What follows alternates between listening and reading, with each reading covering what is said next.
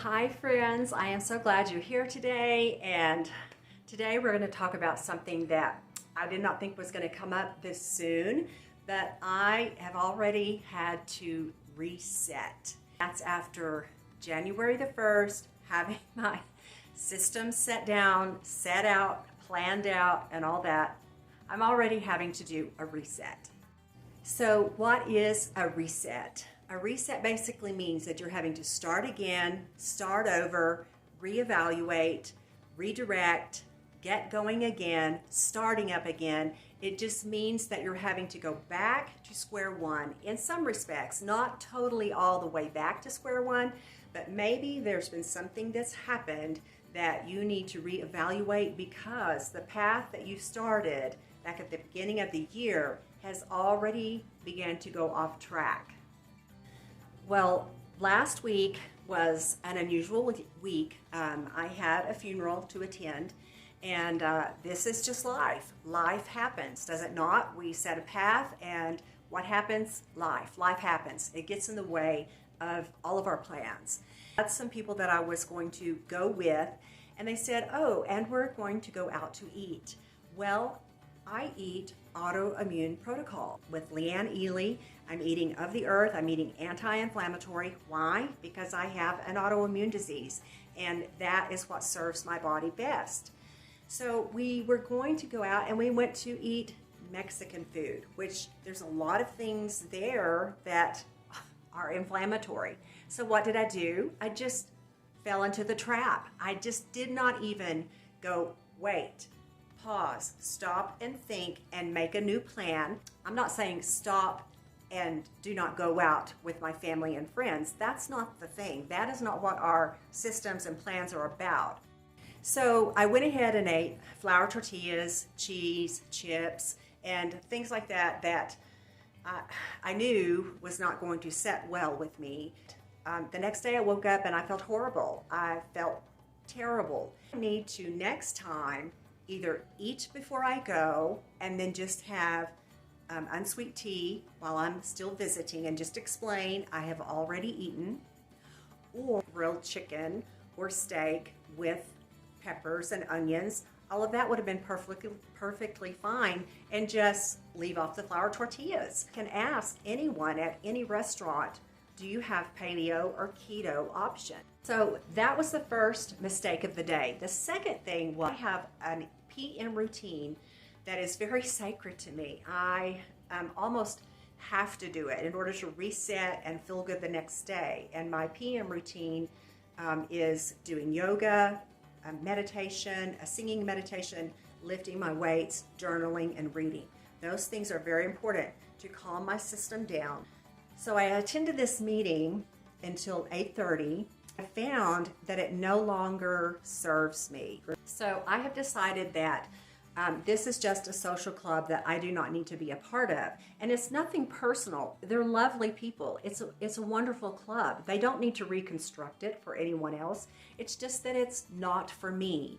Number one, it's the timeline. It interferes with my PM routine. I just flat did not even do my PM routine that night. And that wasn't good. I woke up the next day very tired, very grumpy and moody. And so I just finally thought, okay, it's time to stop and reset. So in resetting, there are a couple of things that we need to do. And the first thing is we need to evaluate and take a look at what has gone wrong and what happened to cause us to stumble. The second thing is be very honest with myself or yourself about what was my role and what did I do to cause the problem. Number 3 is do not put blame. Don't blame and shame anyone at all, especially others, and don't blame and shame myself. The next thing is go ahead and get rid of what is standing in my way. Well, first of all, the book club online at that time of day is standing in my way of my PM routine, which is sacred. So I need to get back to a book club that's online at a different time of day, or look and see if they offer different times. In order to keep myself from quitting, there's a couple of things that I need to be sure and look at as I'm reevaluating and trying to reset. I need to look at my attitudes, old worn out excuses, old worn out beliefs that no longer serve me, that just get in the way of my goal, and also the lies that I tell myself about it. Am I telling myself lies like, there's no way I can go to eat at a Mexican food restaurant? I can't go without chips. That's a lie. But if I do say I can't, then you're right. I can't. I can find a better way. At least be honest. If I'm using that and I'm saying that excuse and putting that excuse out there, at least admit to myself that I am lying, that I am telling myself a big lie. At least acknowledge it. Number 7 is make a plan A, plan B, or even a plan C. Go ahead and do these as backups. That way you can readjust the situation a little bit, not maybe have complete control or anything, because those situations don't arise, but at least have a backup plan. Take a baggie of food that you can eat. Take your own protein bars. Take your protein shake. Drink a protein shake before you go. Anything. Have a number of backup plans to serve yourself so that you don't derail.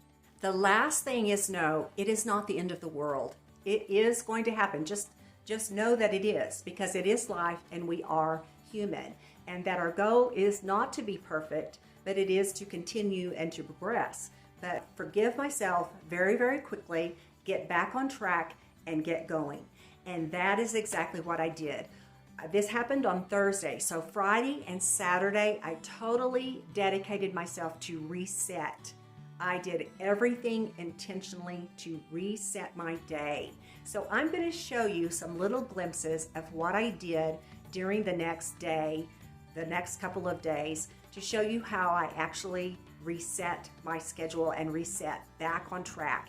And so I was really good to myself. I actually took myself shopping with a friend. Okay, so thank you so much for being with me today. This is Sandy with Simply Blessed, and I will see you real soon. Bye-bye. Keep life simple. It should not be complicated.